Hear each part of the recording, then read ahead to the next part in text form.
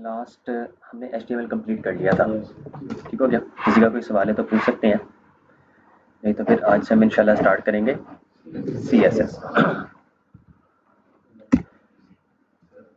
जी पूछो साहब। Sir field set को हमने स्टाइल एस लाइन सेंटर भी करना है, उसके साथ हमें इसके वो भी सेट करना है, हमने विड्थ भी सेट करनी है। सर दो स्टाइल का यहाँ पे एट्रीब्यूट स्टाइल एट्रीब्यूट एक ही होगा, उसके अंदर जितनी मर्जी प्रॉपर्टीज ऐड करते रहें, हम आज पढ़ेंगे उसको। ठीक है जी साहब, भाई आप कुछ पूछ रहे थे? हम्म,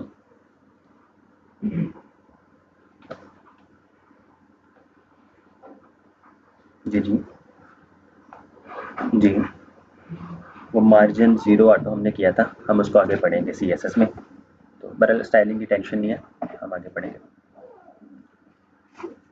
जी।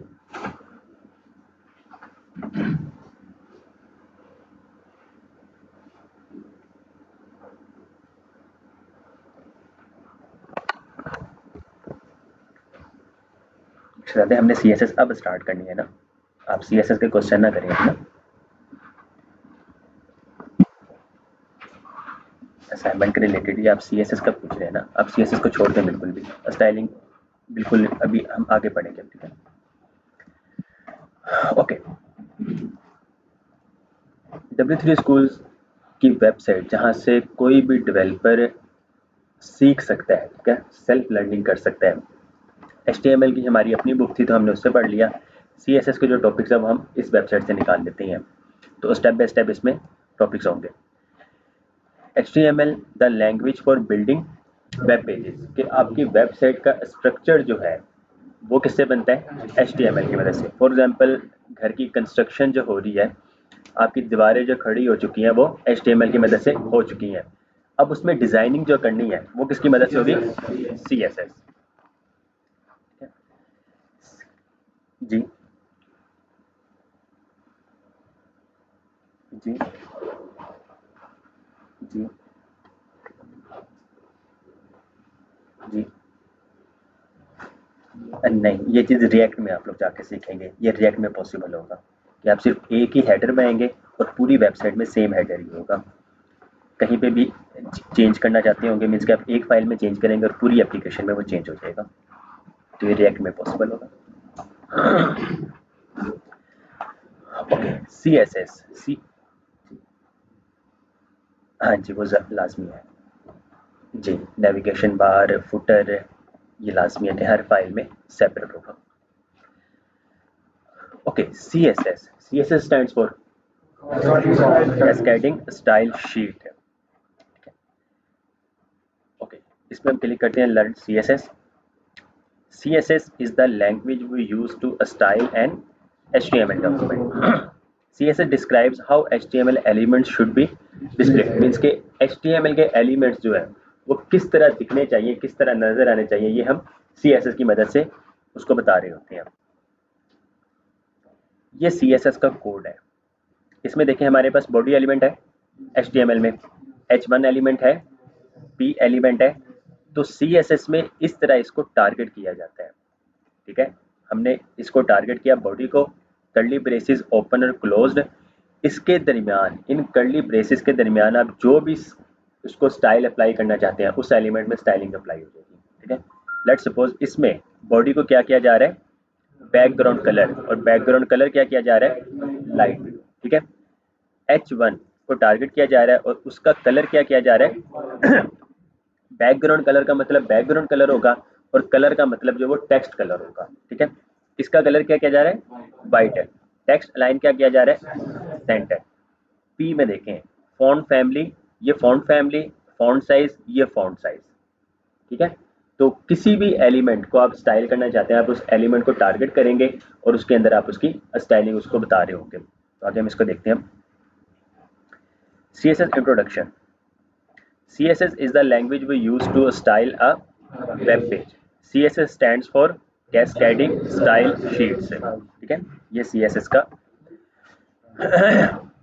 okay. CSS describes how HTML elements are to be displayed on screen, paper, or in other media.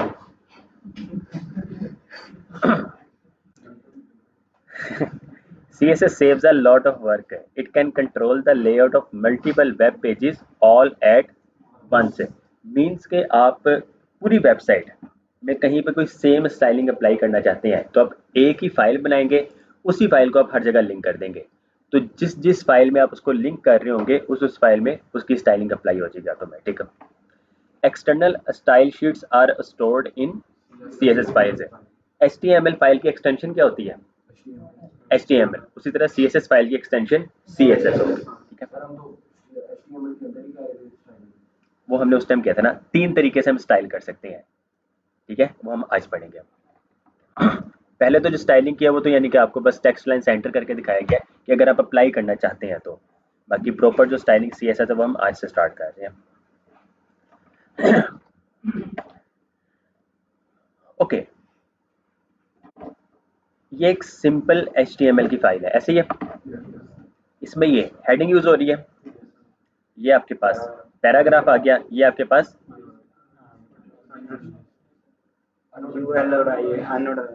Unordered क्या है? अनऑर्डर लिस्ट है। ठीक है, अनऑर्डर लिस्ट है। उसके बाद ये क्या है? H1। ठीक है, हेडिंग हो गई। ये आपके पास पैराग्राफ, ये आपके पास क्या आ गई? एंकर टैग आ गई। ठीक है, ये आपके पास दोबारा से हेडिंग आ गई, ये आपके पास paragraph, heading, paragraph, sorry heading, paragraph और ये भी पैराग्राफ आ गया। ठीक है, तो इतना अब आप लोगों को पता है कि HTML की मदद से आप इस तरह का अब ये बना सकते हैं, ऐसे ही है। सेम HTML की फाइल को आप मल्टीपल वेज में डिज़ाइन कर सकते हैं, आपके अपने मुताबिक जिस तरह का भी आप डिज़ाइन करना चाहें। लेट्स सपोज स्टाइल शीट 1, ये देखें, ये HTML का वही कंटेंट है। ठीक है, ये देखें, ये वही H1 आ गया, ये आपके पास पैराग्राफ, ये आपके पास अनऑर्डर लिस्ट। ठीक है, आपके पास दोबारा हेडिंग, पैराग्राफ, ये आपके पास anchor tags, heading, paragraph, anchor tag और ये भी हेडिंग और ये पैराग्राफ, ये वही चीज़ है। ठीक है, और ये आपके पास देखें नीचे वही पैराग्राफ आ रहा है, ये वाला। ठीक है, इस पैराग्राफ को इन्होंने यहाँ पे इस तरह डिज़ाइन कर दिया। वही HTML की फाइल स्टाइल नंबर 1, ये स्टाइल 2, सेम कंटेंट है, कंटेंट बिल्कुल भी नहीं चेंज है, HTML की फाइल वही है, सिर्फ और सिर्फ डिज़ाइन चेंज हो रहा है। ठीक है, कलर चेंज हो गए, बैकग्राउंड कलर चेंज हो गया, लेआउट भी चेंज हो रहा है। ठीक है, ये देखें स्टाइल शीट 1 में ये अनऑर्डर लिस्ट है, ये लेफ्ट साइड पे है। स्टाइल शीट 2 में आपके पास राइट साइड पे आ रहे हैं। स्टाइल शीट 3 में आपके पास देखें ये टॉप पर आ रहे हैं। ठीक है, ठीक है, स्टाइल शीट 4 में आपके पास ये डार्क मोड आ गया एक किस्म का। ठीक है, इस तरह का कलर आप कर सकते हैं, और नो स्टाइल शीट में विदाउट CSS ये इस तरह का है। ठीक है, तो बस ये दिखाने का मकसद कि सेम फाइल को आप अपने मुताबिक जिस तरह का भी स्टाइल करना चाहें आप उसको कर सकते हैं। अच्छा, एक तो होती है कि आपकी अपनी वेबसाइट है, लेट्स सपोज आप अल्लाह खैर करे कल को डेवलपर बनते हैं, आप अपनी कोई वेबसाइट, अपनी कोई प्रोडक्ट बनाना चाहते हैं, तो वो डिज़ाइन आप खुद ही कर रहे होंगे। ठीक है, खुद से मुराद के आपका अपना ही आइडिया होगा कि आपने अपनी वेबसाइट को किस तरह डिज़ाइन करना है। क्लाइंट्स की जो वेबसाइट्स होती हैं वो क्लाइंट आपको डिज़ाइन प्रोवाइड करता है। ठीक है, क्लाइंट ने आपको each and everything, background colour क्या होगा, बैकग्राउंड कलर का कोड क्या होगा, कोड क्या होता है हम आगे भी पढ़ेंगे आज ही, और हेडिंग क्या होगी, लोगो क्या होगा, बैकग्राउंड कलर क्या, फॉन्ट फैमिली क्या, कहाँ कहाँ हेडिंग यूज़ होगी, कहाँ कहाँ पैराग्राफ यूज़ होगा, कहाँ कहाँ एंकर टैग यूज़ होंगे, किस पेज का क्या डिज़ाइन होगा, ये सारी की सारी चीज़ें आपको क्लाइंट ही प्रोवाइड कर रहा होता है। ठीक है, हमने सिर्फ और सिर्फ उसको कोडिंग की मदद से डिज़ाइन करना होता है। ठीक है, समझ लग रही है? तो इस वजह से लगा सकते हैं। ठीक है, लगा सकते हैं, लेकिन ज़ाहिर सी बात आपको सेम वेबसाइट का डिज़ाइन तो चाहिए नहीं होगा, ऐसे ही है ना। लेट्स सपोज आप फेसबुक बनाना चाहते हैं तो आप फेसबुक का टोटली क्लोन तो नहीं कर सकते हैं, ऐसे ही है ना। टोटली क्लोन करेंगे तो उसका कोई फ़ायदा ही नहीं होगा, उसमें कुछ न्यू चीज़ नहीं होगी। ठीक है, USP नहीं होगा, तो जब USP नहीं होगा तो कोई भी यूज़र मज़ीद आपकी वेबसाइट को तो नहीं यूज़ करेगा। पॉसिबल है, पॉसिबल है, लेकिन फेसबुक वगैरह जो प्रोफेशनल जो वेबसाइट्स होती हैं, बड़ी बड़ी वेबसाइट्स है, उनकी स्टाइलिंग नहीं गेट की जा सकती इतनी आसानी से। पॉसिबल है लेकिन आसान नहीं है काम, इतनी ज़्यादा उसकी फाइल्स होंगी, कहाँ कहाँ यूज़ करेंगे। ठीक है, बेहतर यही होता है कि खुद ही किया जाए, और जाहिर सी बात सेम तो किया नहीं जाता है, लेकिन कर सकते हैं, पॉसिबल है।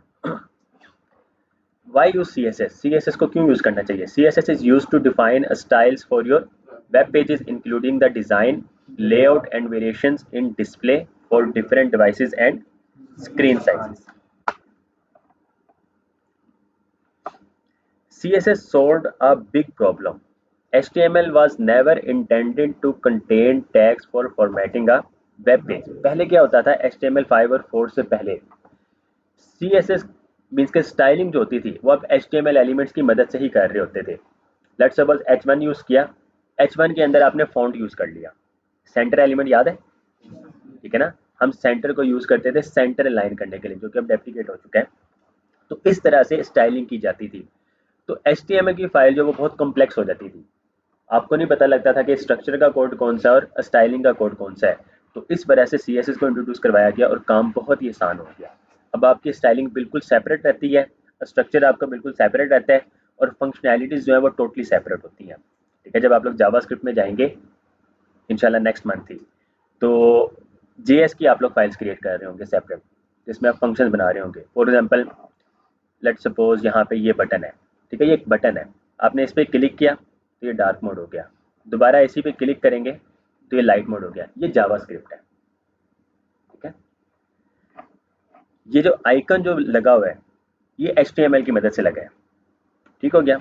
ये इसकी डिजाइनिंग जो है कि मीन्स के जब आप कर्सर लेकर आ रहे हैं तो इसमें देखें ये आपके पास बैकग्राउंड कलर थोड़ा सा आ रहा है और ये स्टाइलिंग की मदद से इस पोजीशन पर है. ठीक है, और जब आप होवर कर रहे हैं तो आपको क्या नजर आ रहा है, नहीं, इस पे जो टाइटल, ठीक है, टाइटल एट्रीब्यूट है, ये HTML की मदद से है. इस पे क्लिक करने पे जो चीज आप अप्लाई कर रहे हैं ये JS है. ठीक है, ये जावास्क्रिप्ट है. Okay, CSS saves a lot of work. The style definitions are normally saved in external .css file. Means के external files create की जाती है जिसकी extension क्या होती है .css. Okay, ये इसका syntax है. A CSS rule consists of a selector and a declaration block. सबसे पहले select किया जाता है, आपने select क्या किया, H1 को select किया, curly braces open और close हो गई, उसमें property और value को दिखाया जाता है. प्रॉपर्टी नेम क्या है, कलर, और इसकी वैल्यू क्या है, blue.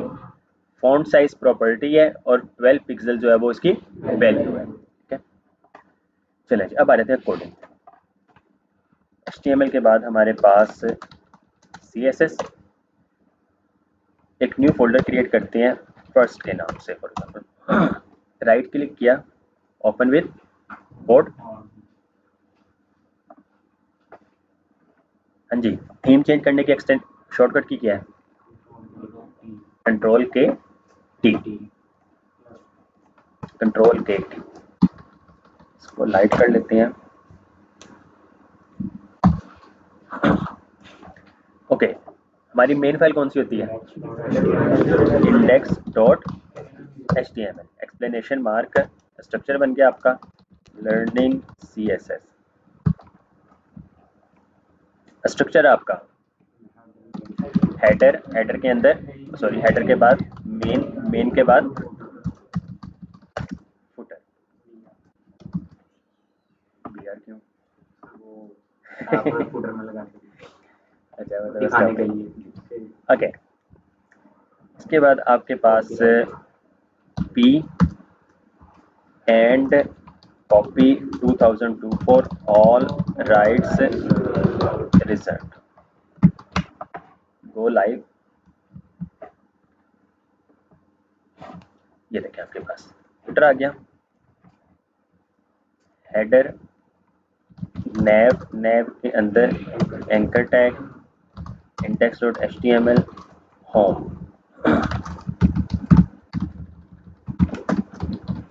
About, contact, let's suppose products कहते हैं, about contact products. Main H1 learning CSS. ये देखो आपके पास ये आपका वेब पेज आ गया. लेट्स सपोज हम चाहते हैं इसका कलर चेंज करना चाहते हैं हेडिंग का. CSS को यूज करने के 3 तरीके हैं. ठीक हो गया. एक है इनलाइन CSS,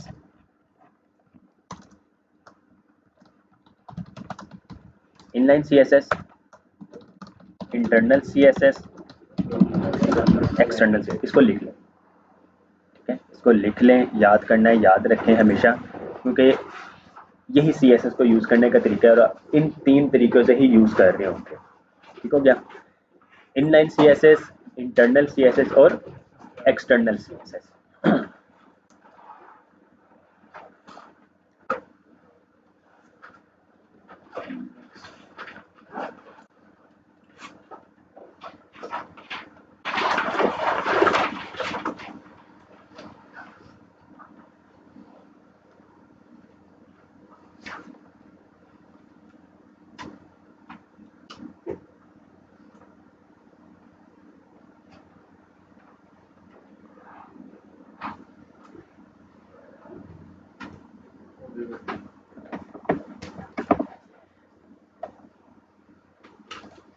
ओके, 3 तरीके से आप लोग CSS को लिंक कर सकते हैं, यूज कर सकते हैं, इनलाइन, इंटरनल और एक्सटर्नल।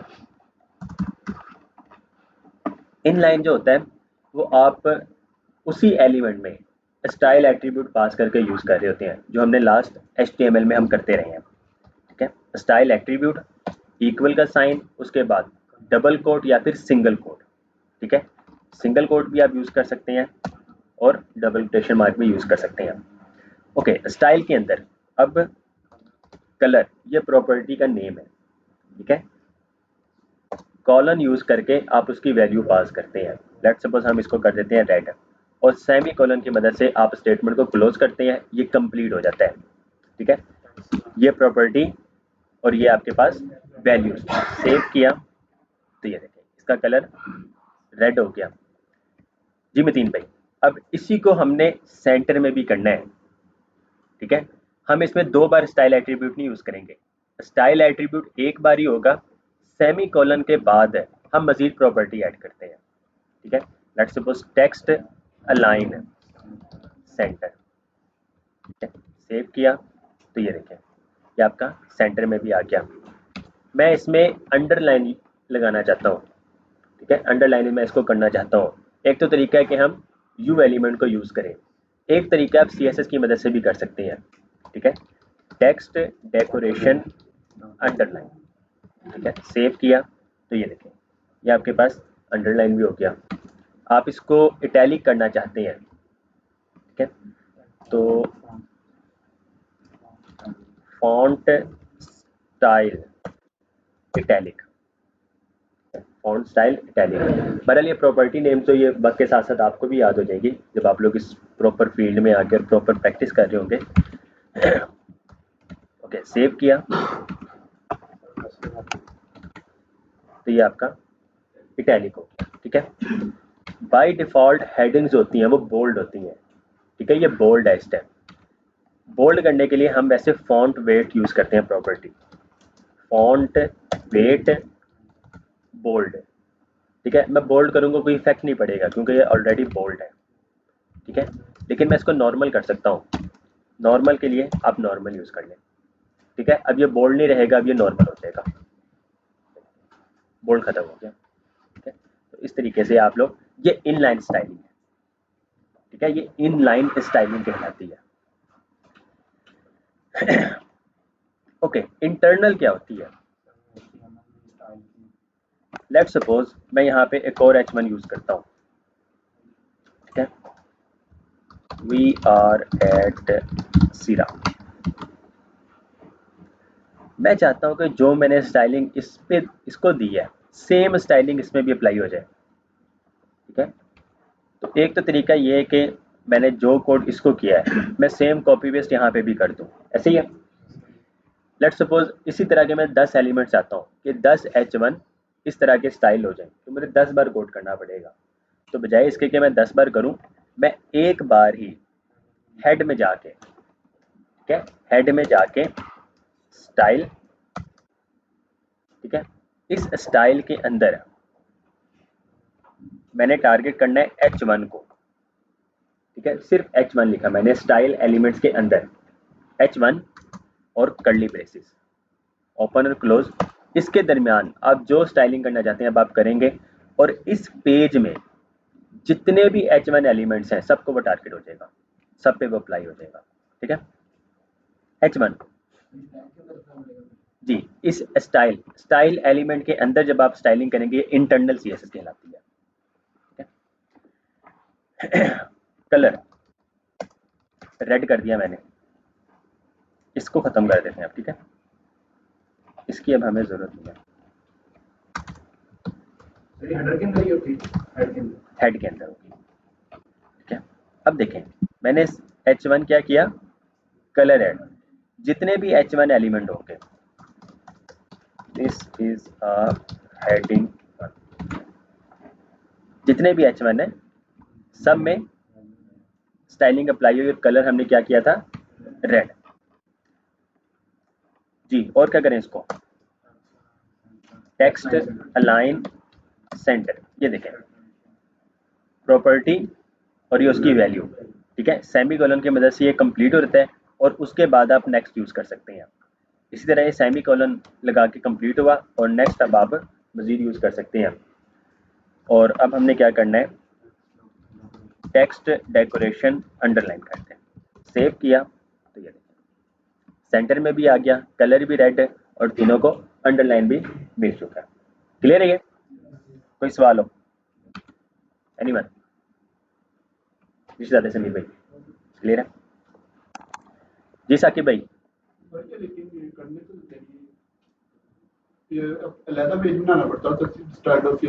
हम बनाएंगे अलग, ये इंटरनल CSS है। ठीक है, सेम इंटरनल CSS की तरह ही एक्सटर्नल CSS का कोड होता है। हाँ जी, क्योंकि अब देखें फॉर एग्जांपल, अभी देखें ये सिर्फ कोई 39 लाइंस का कोड है इंक्लूडिंग CSS जो हमने की है। कल को ये 1000 से ज़्यादा लाइनों का कोड होगा आपके पास। ठीक है, जो कि आप खुद ही कर रहे होंगे। ठीक है, लिख लेंगे 1000 लाइन। ओके तो 1000 से प्लस भी हो सकता है। ठीक है, 10-10 हज़ार लाइनों का कोड होता है, एक एक पेज बन रहा होता है। और जब आप उसी पेज पे स्टाइलिंग कर रहे होंगे, फॉर एग्जांपल कोई 1000-2000 लाइन का कोड वो भी हो गया, तो आप नीचे जाके कहीं पे एलिमेंट ढूंढेंगे, ऊपर जाके उसकी स्टाइलिंग करेंगे। तो इससे बेहतर ये होता है कि इसको कम्प्लेक्स बनाने की बजाय हम इसकी एक्सटर्नल फाइल बनाते हैं। ठीक है, एक्सटर्नल फाइल बनाने के लिए अब यहाँ पर आप एक फोल्डर बनाएंगे सबसे पहले। ठीक है, फोल्डर आप लोग बनाएंगे CSS के नेम से। ठीक है, CSS फोल्डर नेम बनाया, इसके अंदर इसको सिलेक्ट करके अब आप एक न्यू फाइल बनाए। तो ये जो फाइल जो होगी इस फोल्डर के अंदर बनेगी। ठीक है, फाइल का नेम रखेंगे style.css। अब index.css भी रख सकते हैं। ठीक है, index.css भी रख सकते हैं, style.css भी रख सकते हैं। जो कोड आपने स्टाइल एलिमेंट के अंदर किया था, आप वो सारा का सारा कोड उठाएं स्टाइल एलिमेंट के अलावा और इसको यहाँ पे जाके पेस्ट करते हैं। ठीक है, सेव किया, अब आप इस स्टाइल एलिमेंट को ख़त्म कर दें। सेव किया, वापस अपनी वेबसाइट पे आए तो स्टाइलिंग ख़त्म हो गई। ठीक है, लेकिन हमने तो CSS की फाइल बनाई है, तो स्टाइलिंग क्यों नहीं अप्लाई हो रही? ये रुन भाई लिंक नहीं किया। अच्छा,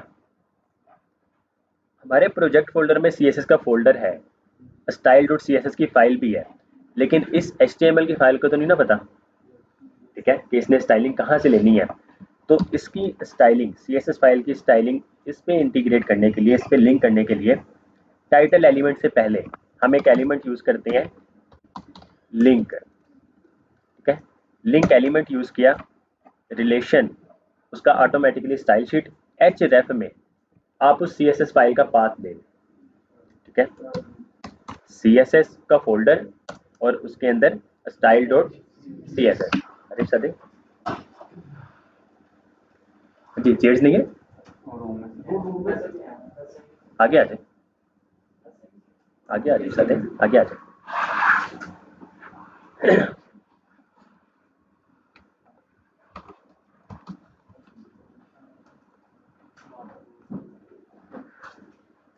ओके, अब लिंक एलिमेंट की मदद से हमने इस फाइल को लिंक कर लिया।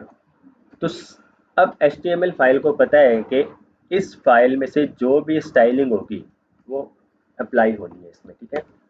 तो अपने ब्राउज़र में जाएं तो ये देखें जी, 2 फाइल से भी कर सकते हैं, मल्टीपल फाइल्स की जा सकती है और आप लोग करेंगे आगे जाके जी। सेम एलिमेंट को हमने बार-बार स्टाइल किया हो डिफरेंट। तो जो लास्ट पे जो कोड होगा वो अप्लाई होगा। कोड आपका हमेशा टॉप टू बॉटम रीड होता है। फर्स्ट लाइन वाला पहले अप्लाई होगा, जैसे ही नीचे हो जाएगा, फॉर एग्जांपल ये H1 लिखा है मैंने, नीचे जाके मैं दोबारा H1 करता हूँ और इसका अब कलर मैं ऑरेंज कर देता हूँ, ठीक है, ठीक है। H1 का सबसे पहले कलर रेड होगा, जैसे ही वो लाइन नंबर 8 पे पहुंचेगा दोबारा से इसका कलर ऑरेंज कर देगा, ठीक है। ये आपको नजर नहीं आएगा क्योंकि हमारे सिस्टम बहुत फास्ट हो चुके हैं, ठीक है, क्योंकि मिली सेकेंड्स का ये काम होता है जो कि आपको नजर नहीं आ रहा होगा, जाहिर सी बात है। तो अगर स्पीड बहुत स्लो होती तो आपको ये नजर आ रहा होता कि वो कैसे लाइन बाय लाइन जाके अप्लाई हो रहा होता है। तो ये देखें, ये सारा कोड पहले अप्लाई हुआ, उसके बाद H1 का सिर्फ कलर जो है वो चेंज हो गया, ठीक है। टेक्स्ट अलाइन और टेक्स्ट डेकोरेशन सेम वैसे ही रहेगा जी, क्लियर है ये?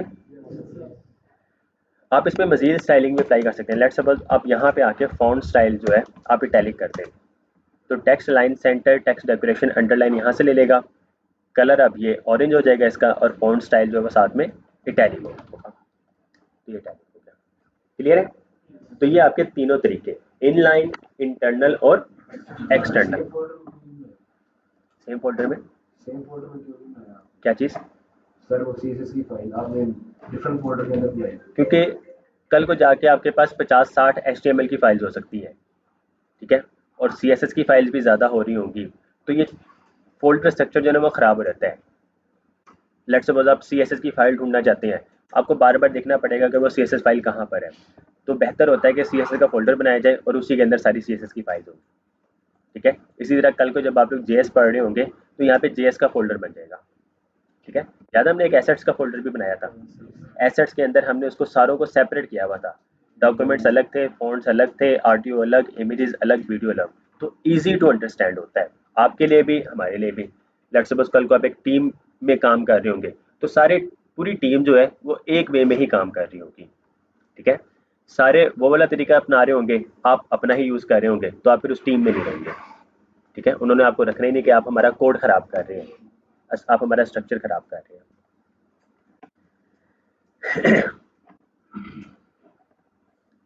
Okay, CSS selectors. A CSS selector selects the HTML elements you want to style. इस समय जो सिलेक्टर है ये सिलेक्टर कहलाता है। हमने सिलेक्ट किसको किया? H1 को। फॉर एग्जाम्पल यहाँ पर अब देखें जिस तरह 3 H1 है, मैं सिर्फ और सिर्फ फर्स्ट वन को सिलेक्ट करना चाहता हूँ या सेकंड वन को मैं स्टाइल देना चाहता हूँ, तो मैं किस तरह दूंगा? बाय आईडी, ठीक है, बाय आईडी या बाय क्लास है, मीन्स के टारगेट करना है, वो एडवांस लेवल पे जाके हम पढ़ेंगे।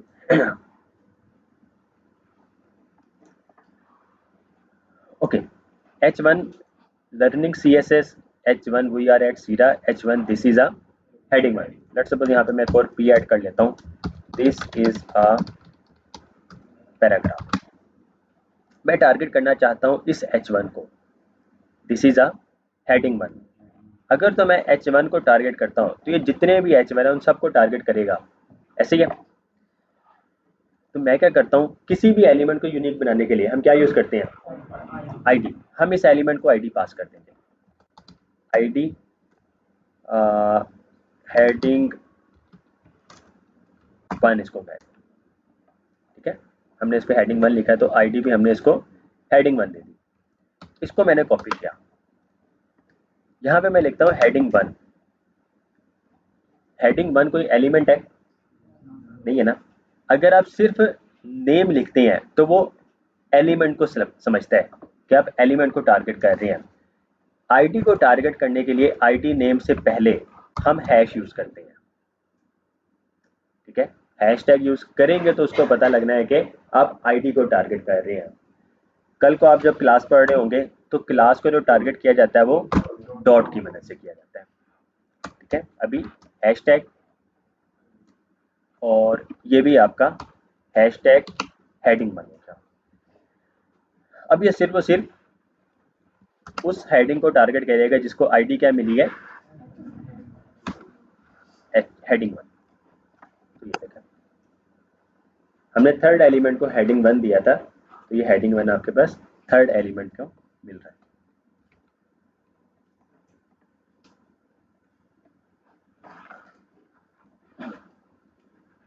उसके अलावा ये कुछ सिलेक्टर्स हैं जो कि आप लोग आगे मजीद पढ़ रहे होंगे। अभी सिंपल हम सिलेक्टर बस पढ़ते हैं। बेस्ड ऑन नेम के एलिमेंट नेम को किस तरह टारगेट किया जाता है, बाय आईडी और by class. How to 3 ways to insert CSS, external CSS, internal CSS और इनलाइन CSS। अच्छा, फॉर एग्जांपल यहाँ पे देखें हेडिंग 1 का कलर क्या है, रेड। नीचे जाके हेडिंग 1 का कलर क्या हो रहा है, ऑरेंज। कलर कौन सा आएगा, ऑरेंज आएगा, क्योंकि कोड आपका टॉप टू बॉटम रीड हो रहा है। यहाँ पे जाके मैं स्टाइल कलर ग्रीन कर देता हूँ, कौन सा कलर अप्लाई होगा, ग्रीन। कोड आपका टॉप टू बॉटम रीड हो रहा है। ठीक है, लिंक आपने कहाँ किया है, हेड में। ठीक है, जितनी भी उस एलिमेंट की स्टाइलिंग है, उस आईडी की स्टाइलिंग है, वो सारी इसमें है। यहाँ तक वो कोड आ गया सारा। उसके बाद टॉप टू बॉटम में अगर आप देखें, बॉटम में क्या आ रहा है, कलर ग्रीन जी। लिंक वो हेड में ही होता है, CSS की जो लिंक है वो हेड में ही होता है, बस आप कहीं और नहीं कर सकते हैं। तो इसका कलर जो होगा वो ग्रीन होगा। ठीक है, तो ये प्रायोरिटी है इसकी। कोड आपका टॉप टू बॉटम रीड होता है।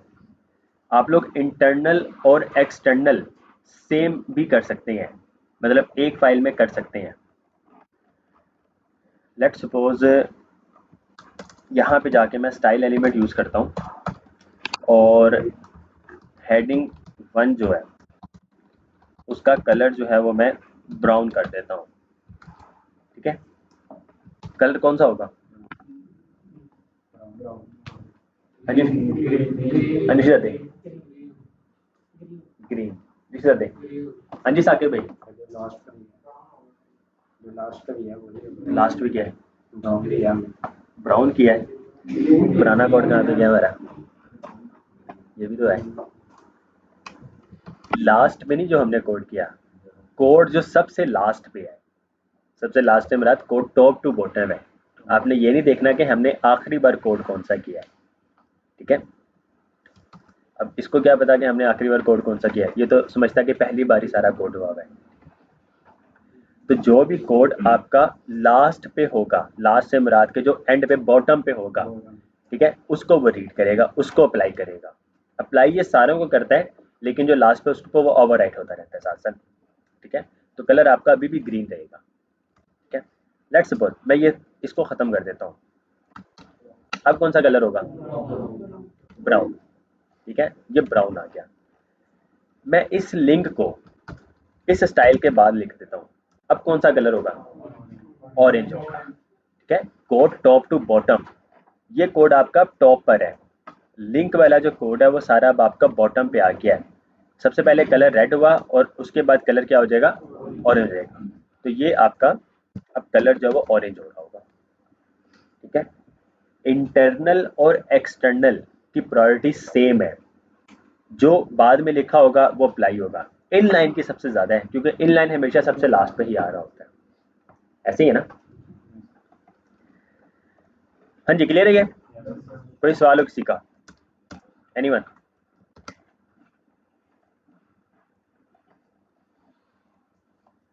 ओके, HTML में कमेंट याद है, किस तरह लिखते हैं?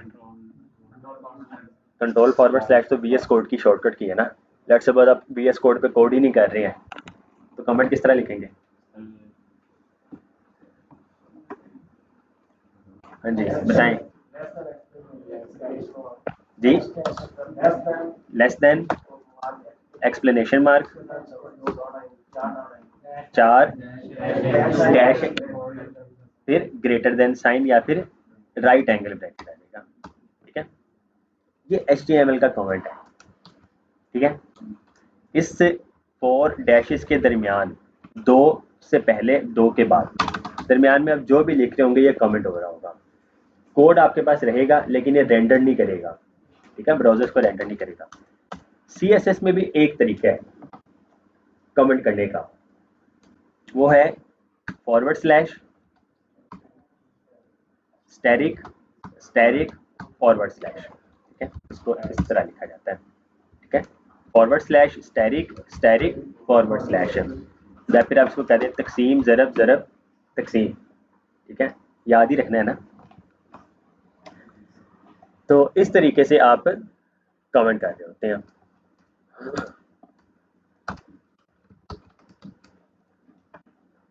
ओके, मैं इसको कमेंट कर देता हूँ। ठीक है, // स्टैरिक //।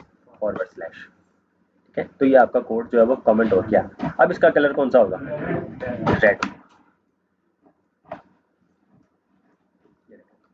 ठीक है, अगर आप इस पूरे को कमेंट करना चाहते हैं तो आप //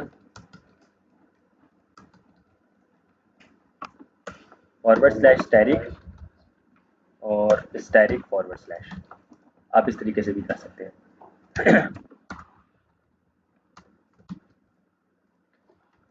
तो ये सारा का सारा, अब फ़ॉन्ट स्टाइल इटैलिक भी नहीं होगा और ये आपका ऐसे ही रहेगा। और VS कोड में जो शॉर्टकट की है वो कमेंट करने की सेम ही है हर लैंग्वेज में, HTML हो, CSS हो, जावास्क्रिप्ट हो। कल को जाके आप लोग JS की फाइल मजीद रिएक्ट के लिए बना रहे होंगे और रिएक्ट में और Node.js वगैरह में बना रहे होंगे, तो सबका सेम है, कंट्रोल //। ठीक है, इसी को दोबारा अनकमेंट करने के लिए कंट्रोल //। जी क्लियर है? उसके बाद अब टॉपिक आ जाएगा आपका कलर्स। CSS में हम 4 तरीकों से कलर को यूज कर सकते हैं।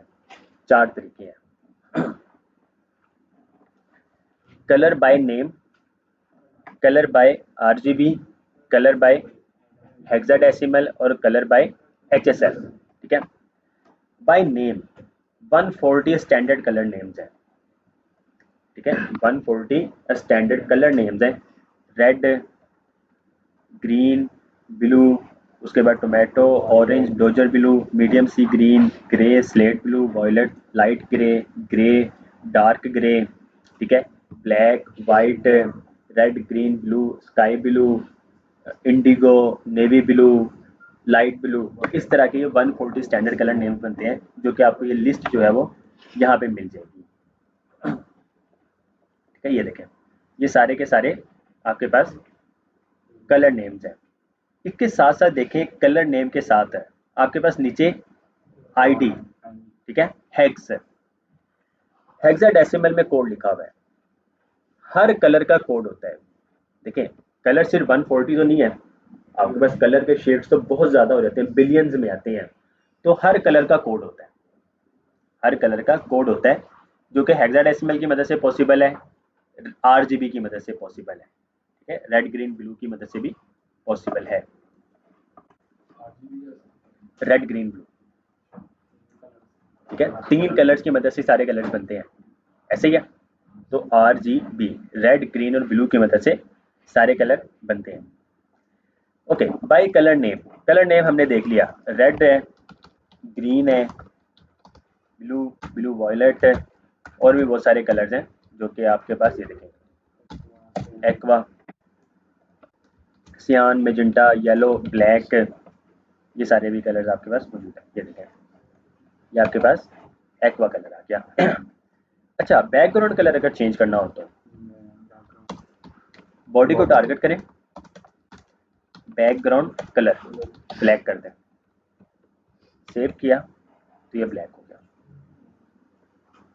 ठीक है, लेकिन आपको देखें कलर कहीं पे नजर नहीं आ रहा, तो आप इसको कलर जो है वो वाइट कर दें।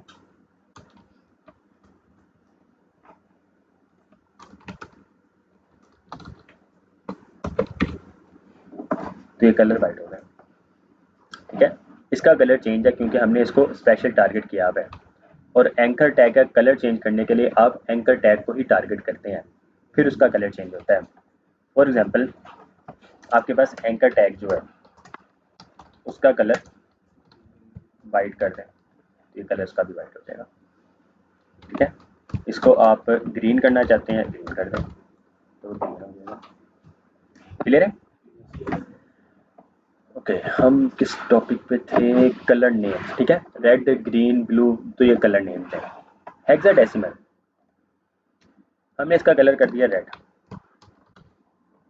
रेड हो गया। बैकग्राउंड कलर चेंज करते हैं, इसको एक्वा कर दें।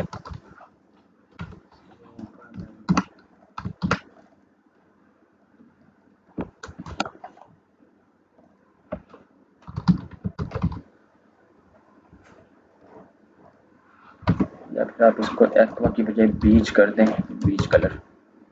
ये कलर भी कह रहा है, कलर वाइट खत्म कर दें। ये ठीक है। Okay, this is a heading 1। Colour इसका क्या है? रेड। कलर मैं कर देता हूँ ग्रीन और कलर कर देता हूँ मैं ब्लू। कलर कौन सा यूज होगा?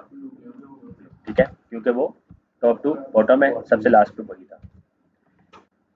रेड, रेड को आप इसको खत्म करें हेक्साडेसिमल में।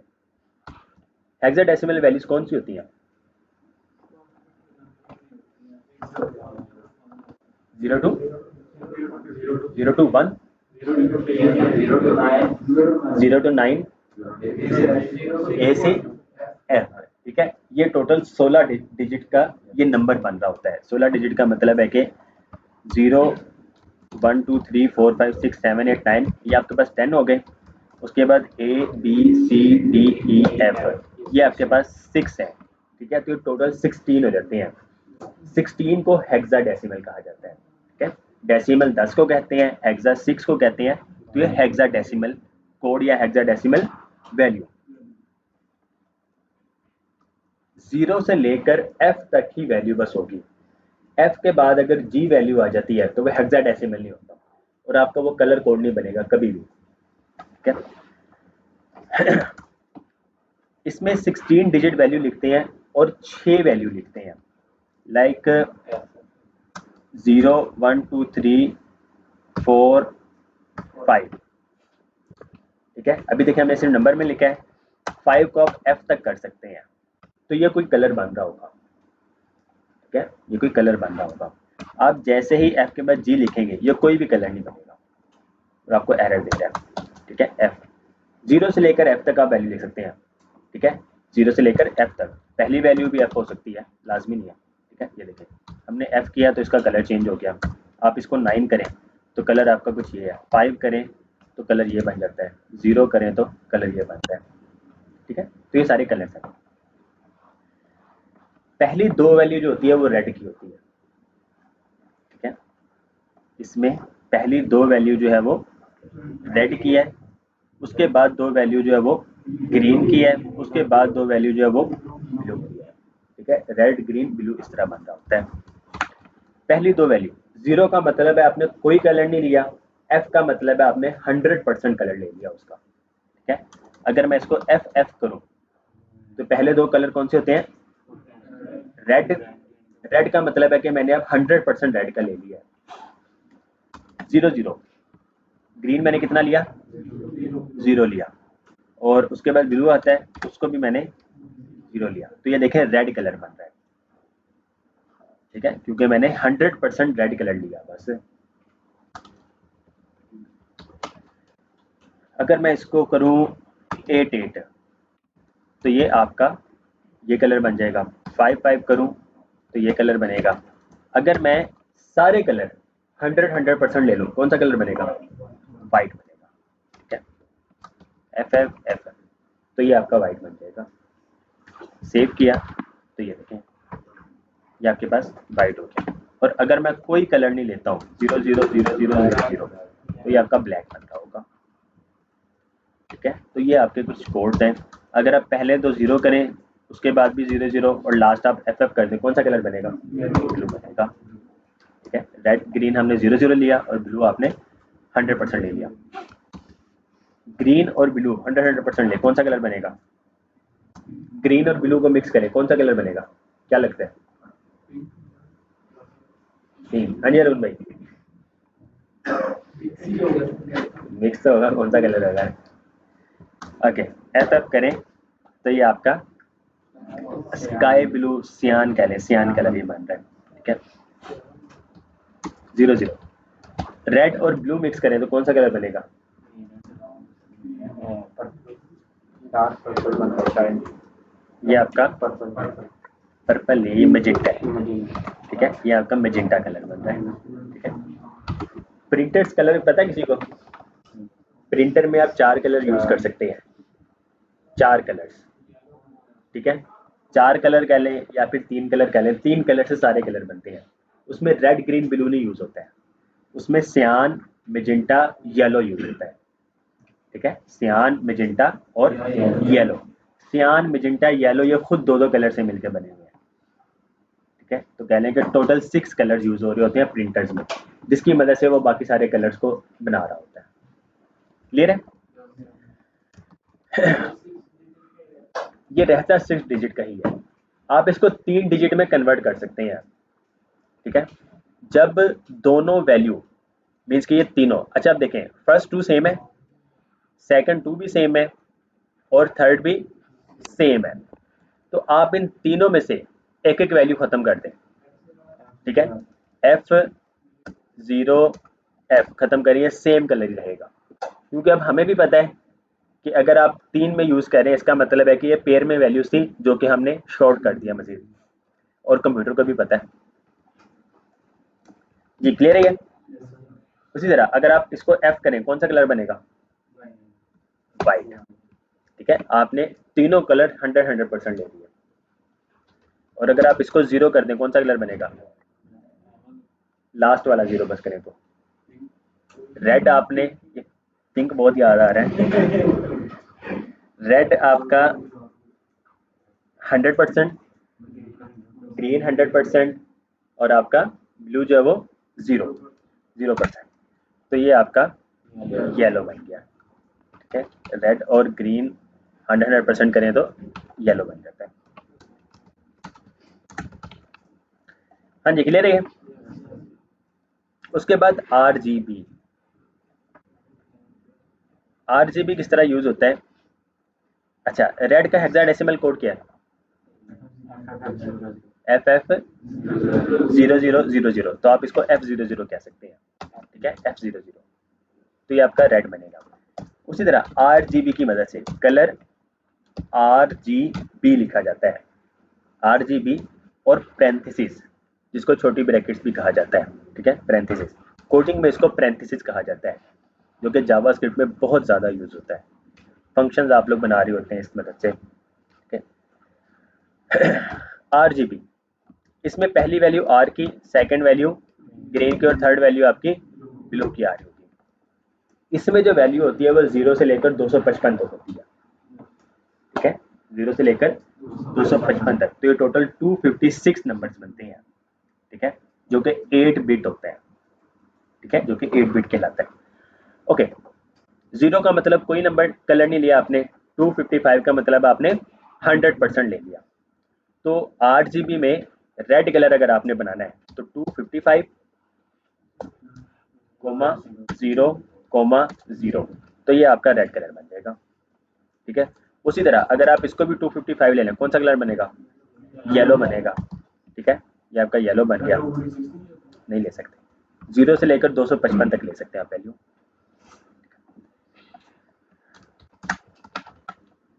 सेम वही चीज़ है, कॉन्सेप्ट वही है, हेक्साडेसिमल वाला, पहली 2 वैल्यू रेड की, दूसरी 2 वैल्यू ग्रीन की और लास्ट 2 वैल्यूज ब्लू की होती हैं। इसमें भी पहली वैल्यू रेड की, दूसरी वैल्यू ग्रीन की और ये आपकी ब्लू। इसमें एक और चीज़, आप ट्रांसपेरेंसी ऐड कर सकते हैं, कलर्स में ट्रांसपेरेंसी ऐड कर सकते हैं, आप शेड्स दे सकते हैं इसको। उसके लिए आप एक और मजीद वैल्यू ऐड करते हैं, जो कि 0 से लेकर 1 तक वैल्यू होती है बस। 0 का मतलब 0%, 1 का मतलब 100%, ठीक है। 0.25 का मतलब क्या होगा? 25%, ठीक है। लेकिन अब आप RGB के साथ आप A यूज करेंगे, RGBA। A stands for alpha, A stands for alpha, जो कि ट्रांसपेरेंसी के लिए ऐड किया जाता है। डेसिमल वाला बनता है, जी डेसिमल आ जाता है। जी, इसकी लास्ट जो वैल्यू होगी, ठीक है, जब आप RGBA, अब देखिए ये RGBA है, मीन्स के 4 वैल्यू आप यूज करेंगे। अगर RGB होता तो 3 वैल्यू यूज करते। आपने एक और वर्ड यूज किया A स्टैंड्स फॉर अल्फा। पहली वैल्यू रेड की, दूसरी वैल्यू ग्रीन की, थर्ड वैल्यू ब्लू की, और फोर्थ वैल्यू अब आपकी अल्फा की होगी। अल्फा जो है वो 0 से लेकर 1 तक पॉसिबल है, डेसिमल में ये पॉसिबल है, ठीक है, फ्लोटिंग पॉइंट्स में ये पॉसिबल है, सॉरी फ्लोटिंग पॉइंट्स में ये पॉसिबल है। 0.25 करें तो ये 25% बन जाता है, ठीक है, मीन्स के आप ट्रांसपेरेंसी जो है वो 25% यूज कर रहे हैं। सेव किया तो इसका देखिए ये कलर बन रहा है, वो ऑटोमेटिक, यानी कि BS कोड और ये इतने अब स्मार्ट हो चुके हैं कि ऑटोमेटिक वो काम कर देते हैं, लेकिन इसको यूज करना ज्यादा बेहतर है और इसको हम यूज करेंगे। अगर आप 0 करते हैं इसका मतलब 100% ट्रांसपेरेंसी, ठीक है। इसको आप ट्रांसपेरेंसी कहें, ओपेसिटी इसको कहें, ठीक है, इसको ओपेसिटी कहें, ट्रांसपेरेंसी ना कहें। 0 का मतलब 0% ओपेसिटी, मीन्स कि ये 0% नजर आएगा आपको। 1 का मतलब है 100% ओपेसिटी, कि ये आपको 100% नजर आ रहा है। 0.5 आपका 50% ओपेसिटी और 50% ही ट्रांसपेरेंसी है, ठीक है। ये देखिए 50% हो गया। आप इसको 0.1 करें तो ये आपका सिर्फ 10% ओपेसिटी है, देखिए आपको ये 10% नजर आ रहा है। क्लियर है? ये वही वाला हिसाब है, इसको आंखें बंद करके देखें तो आपको कुछ नजर आ रहा होगा। तेरा फेसबुक पोस्ट नहीं होती है आजकल जो आ रही होती है, ओके। इसको कलर चेंजिंग में कर सकते हैं, कलर चेंजिंग में कलर चेंज होते हैं, ये कलर चेंज ही हो रहा है एक्चुअल में। एक फ्लो में होता है कि भाई ये रेड हो, सर वो BS वाली बात तो नहीं हो रही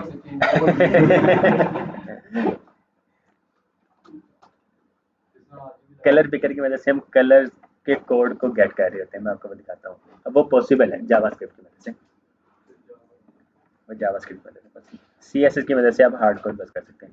ओके, ये एक टूल है जी, बोले। ओके, ये कलर पिक एक सॉफ्टवेयर है जो कि इंस्टॉल किया हुआ है। इसमें आप जहाँ पे भी इसको लेके जा रहे होंगे, ये देखें, मैं इसको यहाँ पे लेकर आया तो ये मुझे इसका कलर कोड बता रहा है कि ये कलर कोड क्या यूज हो रहा है। ब्राउज़र के अंदर भी होता है ना फीचर। ये ब्राउज़र में भी आप एक्सटेंशन कर सकते हैं। ये देखें, ये आपको कलर कोड बता रहा है। यहाँ पर ये आपको देखें, एक जगह पे 0 और एक जगह हैश के साथ है। ये देखें, ये आपके पास हैश के साथ आपको ये कलर कोड बता रहा है।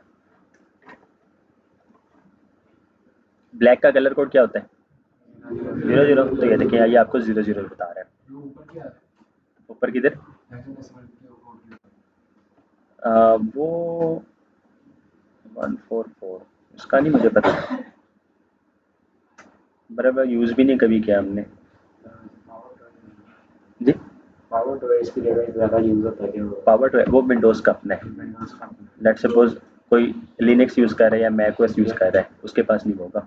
ओके, ये साथ में देखिए कलर नेम भी आपको बता रहा है। इस जगह पे ये आपको कलर नेम बता रहा होता है। बीज है इस टाइम ये, और यहाँ पर ये आपके पास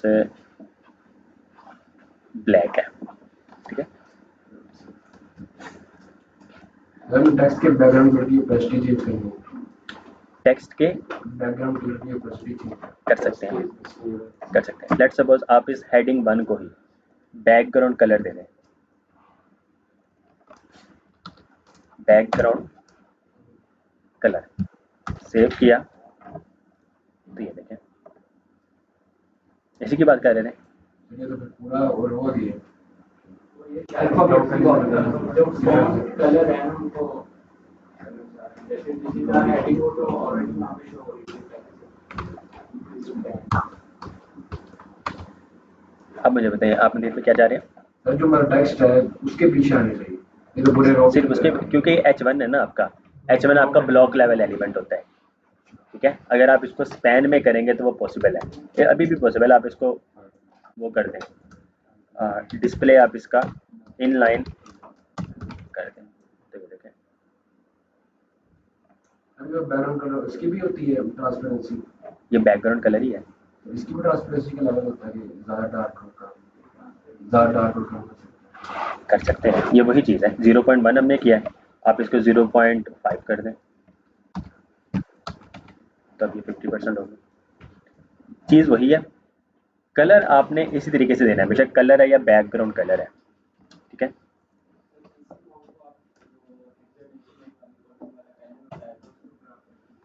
जी, उसमें पॉसिबल है, उसमें ना ये वेबसाइट है एक जो कि हम खुद भी यूज़ करते हैं, ये हेक्स ओपेसिटी टेबल।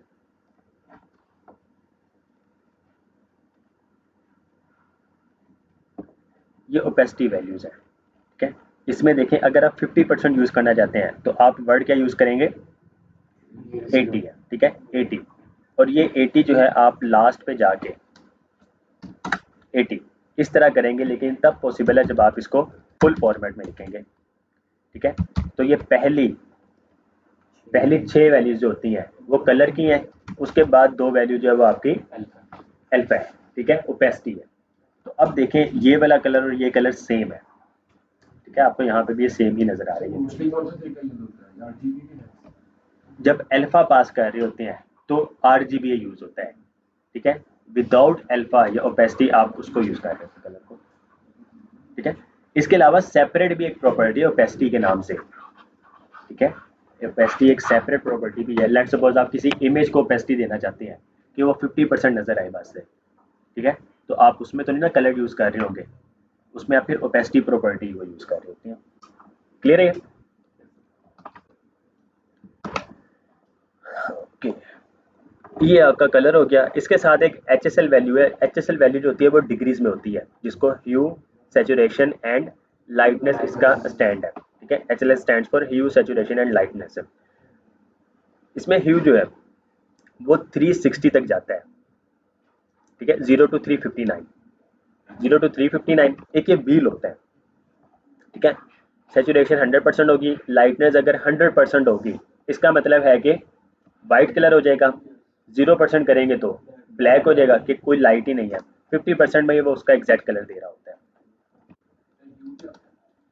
ह्यू, सैचुरेशन और lightness, sorry, HSL, HSL wheel, ये आपका व्हील है,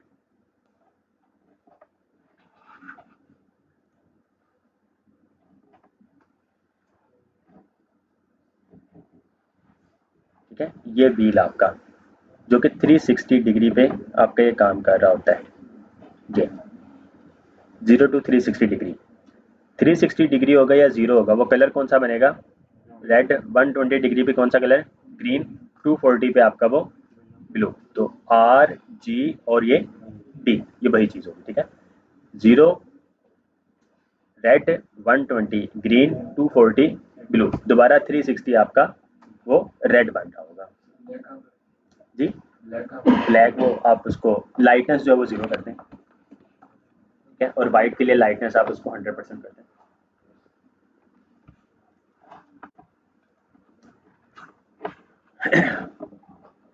उसके बाद बैकग्राउंड्स,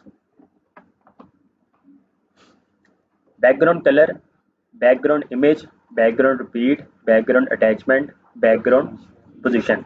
इन 5 प्रॉपर्टीज की एक शॉर्ट हैंड प्रॉपर्टी है सिर्फ बैकग्राउंड, ठीक है। तो ये चीज़ पॉसिबल है, इसको फिर हम इंशाल्लाह नमाज के बाद करते हैं, ठीक है। नमाज पढ़ लें, नमाज के बाद फिर हम इसको स्टार्ट करेंगे। तो बस ये बैकग्राउंड और ये बॉर्डर ही आज का टॉपिक होगा, उसके बाद फिर हम बाकी हम इंशाल्लाह कल से स्टार्ट करेंगे मजीद। आज के लिए इतना काफ़ी होगा। CSS बैकग्राउंड, हम बैकग्राउंड कलर यूज़ कर सकते हैं, बैकग्राउंड इमेज यूज़ कर सकते हैं, ठीक हो गया। बैकग्राउंड कलर आप लोगों ने ऑलरेडी देख लिया, बीज, ठीक है। इस टाइम हमने बैकग्राउंड कलर बीज को यूज़ किया हुआ है। क्या होता है, बेज होता है, ओके, div, इसको हम एक आईडी देते हैं और आईडी आप इसको कहते हैं बैकग्राउंड कहते हैं, ठीक है। आईडी बैकग्राउंड, हमने एक एलिमेंट लिया जिसको आईडी बैकग्राउंड दे दिया। हैशटैग बैकग्राउंड और बैकग्राउंड कलर रेड कर दें। अभी आपको कोई भी इफेक्ट नज़र नहीं आएगा, ठीक है, क्योंकि उस डिव की ना तो हाइट है, हाइट नहीं है, विड्थ तो 100% है, उसकी हाइट नहीं है। तो आप किसी भी एलिमेंट को हाइट दे सकते हैं। हाइट देने के लिए लेट्स सपोज 400 पिक्सल्स, अब इसको हाइट 400 पिक्सल्स मिल जाएगी, ठीक हो गया। लास्ट पे जाके अब हम यूज़ करते हैं BR जी। क्लास आप मल्टीपल एलिमेंट्स को सेम दे सकते हैं। फॉर एग्जांपल मैं एक क्लास बनाता हूँ डॉट टेक्स्ट सेंटर, ठीक है, एक क्लास जिसका नेम क्या है टेक्स्ट सेंटर, इसको मैं टेक्स्ट अलाइन सेंटर दे देता हूँ। सेव किया। अब जिस जिस एलिमेंट को मैं क्लास या टेक्स्ट सेंटर दूंगा उसका टेक्स्ट लाइन क्या हो जाएगा, सेंटर हो जाएगा। मैं आपको दिखाता हूँ। इस टाइम जो है लेट्स सपोज फर्स्ट और सेकंड हेडिंग तो मैं क्लास दे देता हूँ। First heading class text centre और सेव किया तो ये देखें ये सेंटर में आ गया। अब मैं इसको भी सेंटर में लाना चाहता हूँ तो सिंपल बस मैं इसको क्लास पास करूँगा तो ये भी सेंटर में आ गया, ठीक है। ये क्लास है, इसको कहते हैं क्लासिफिकेशन करना। आप मल्टीपल एलिमेंट्स को एक ग्रुप में ले आते हैं, एक क्लास दे देते हैं, एक क्लासिफिकेशन में ले आते हैं, तो वो सारों को सेम स्टाइलिंग मिल जाती है। ओके, बैकग्राउंड, इसको 400 के बजाय 200 कर दें, ठीक है। आप लोग इमेज पास कर सकते हैं। इमेज के लिए हमारे पास और HTML chapter number 3 4 5 div block level है। डिव ब्लॉक लेवल है। ओके, इमेजेस,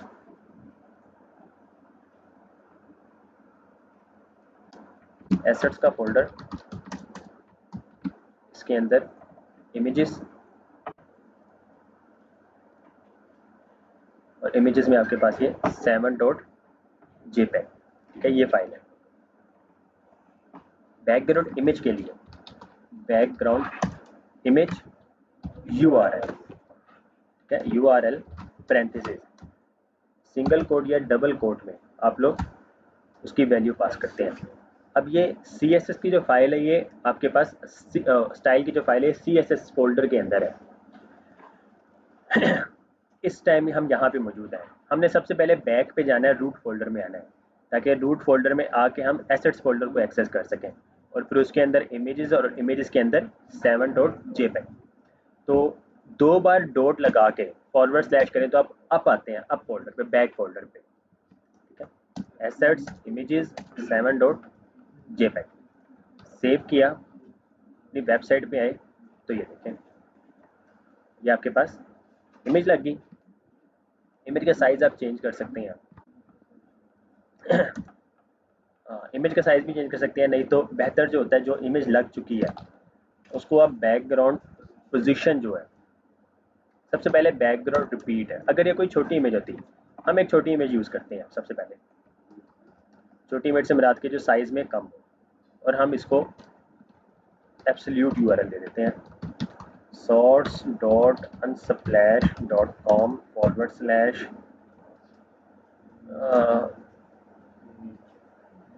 1920 बाय की जगह आप इसको 200 बाय 200 क्वेश्चन मार्क नेचर,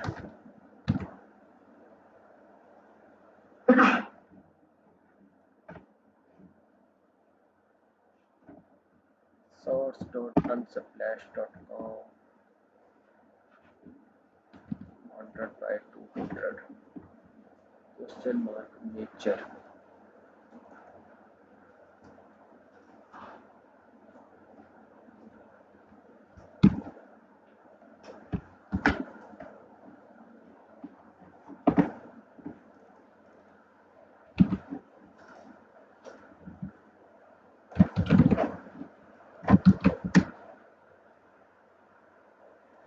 अच्छा उनके ना उसका इशू आ रहा है इस वजह से। अच्छा हम ना इसी इमेज का साइज चेंज करते हैं। ये जो इमेज है इसका साइज चेंज करते हैं। Open with paint, resize pixels 200 by 200। ये इमेज का साइज चेंज हो गया।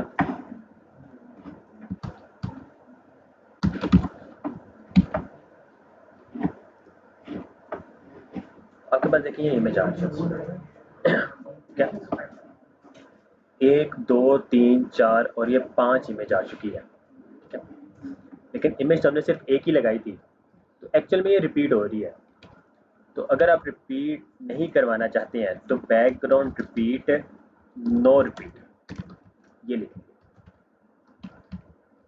ठीक है। अब देखें सिर्फ एक इमेज और बाकी आपने जो बैकग्राउंड कलर दिया था बाकी जगह पे वो आ रहा है, ठीक है। अगर आप चाहते हैं कि यही इमेज पूरी है, ठीक है, पूरी डिब में वही है, तो बैकग्राउंड साइज कवर कर दें तो ये इस तरह। जाहिर सी बात है कि इमेज का साइज ही वो इतना कम है तो वो उसके पिक्सल्स फट रहे हैं। और दूसरा ये कि जब आप लोग फुल इमेज लगा रहे हो तो आप इमेज भी वैसी ही यूज़ कर रहे होते हैं कि जिसकी विड्थ ज़्यादा होगी और उसकी हाइट कम होगी। मीन्स कि यहाँ पे एक्चुअल में इमेज आनी चाहिए थी 1920x200 की, ठीक है। 1920x200 आती तो परफेक्ट पिक्सल में पूरी पूरी इमेज आ रही होती है। उसके बाद बैकग्राउंड पोजीशन सेंटर। अभी देखें ये इमेज जो है वो टॉप से आ रही है, हम चाहते हैं कि इमेज जो है वो सेंटर से आए, तो बैकग्राउंड पोजीशन सेंटर किया तो ये देखें ये इमेज का सेंटर बन रहा था, ठीक है। तो इस वजह से ये इमेज का सेंटर, ये बुरा का बुरा ये इस तरह सेंटर बनता है, ठीक है। तो ये सेंटर से आ रही है।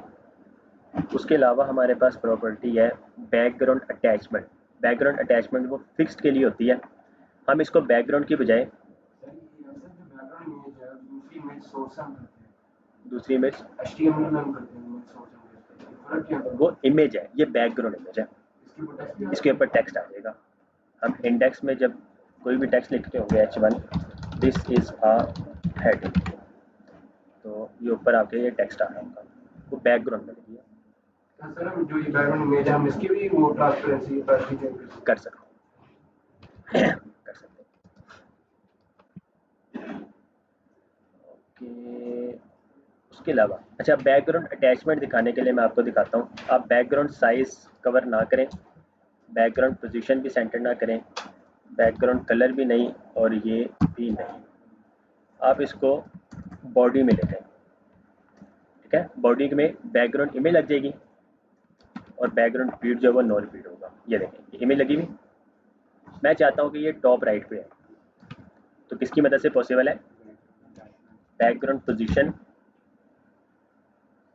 टॉप राइट, सेव किया तो ये टॉप राइट पे आ गई। अभी देखें मैं जब स्क्रॉल डाउन कर रहा हूँ तो वो इमेज भी वहाँ पर ही है, इमेज नहीं मतलब साथ नहीं हमारे पास आ रही क्योंकि इसकी अटैचमेंट फिक्स नहीं है।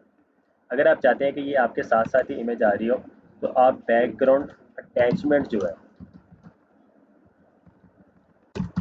उसको फिक्स कर दें। तो अब देखिएगा अब जब मैं स्क्रॉल डाउन करूँगा इमेज भी आपके साथ ही आ रही होगी क्योंकि ये फिक्स्ड हो चुकी है, ठीक है। तो ये इस तरह से ये चीज़ें पॉसिबल होती हैं।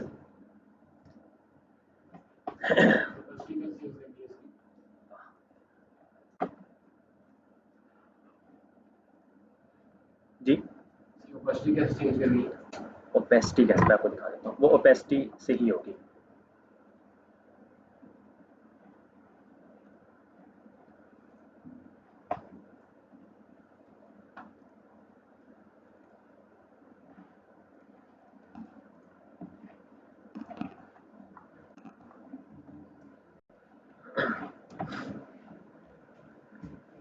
ठीक है तो ये आपके पास बैकग्राउंड अटैचमेंट। उसके अलावा अच्छा इसकी ओपेसिटी के लिए आपके पास प्रॉपर्टी का नेम है ओपेसिटी और वैल्यू वही 0 to 1, आप इसको 0.5 करें तो ये आपको 50% नजर आएगा। अच्छा, हम ये बॉडी को कर रहे हैं, आपने इमेज को करना है, तो आप इस इमेज को आप किसी एलिमेंट के अंदर लेकर आ रहे होंगे, ठीक है। अभी क्योंकि हम ये बॉडी को कर रहे हैं तो ये पूरी बॉडी ही हो रही है, ठीक है। ये देखिए पूरी बॉडी, ये इमेज भी हो रही साथ में। अगर आप इसको 0.1 कर देते हैं तो ये सिर्फ 10% ही आपको इस तरह नज़र आ रहा होगा। तो इसलिए बेहतर ये है कि आप इसको बहरहाल किसी एलिमेंट में आप इसको लेकर कर सकते हैं चेंज वगैरह।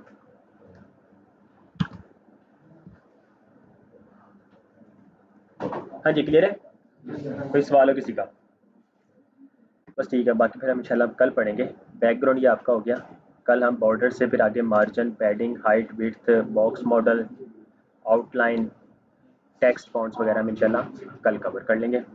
नेक्स्ट वीक फिर आप लोग इंशाल्लाह आइकन्स वगैरह सीख लेंगे, आइकन्स वगैरह किस तरह यूज़ किया जाता है।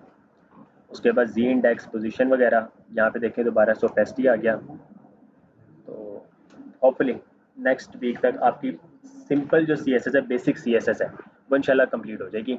उसके बाद फिर एडवांस और फिर आपकी रिस्पॉन्सिव वेबसाइट्स वगैरह, और फिर हम बूटस्ट्रैप वगैरह की तरफ मूव कर रहे होंगे, ठीक है।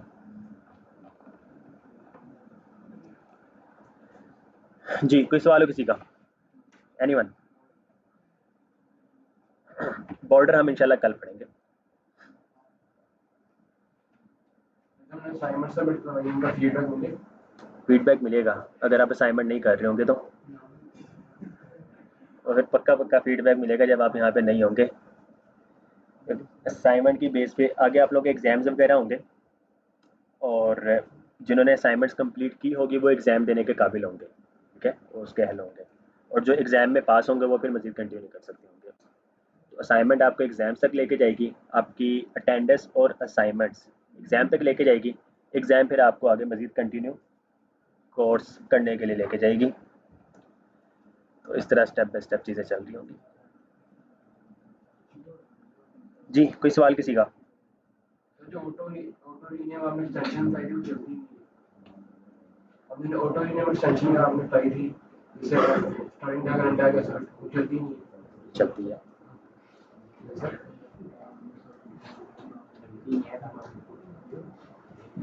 ठीक है, मैं इंशाल्लाह कर दूँगा, कर दूँगा।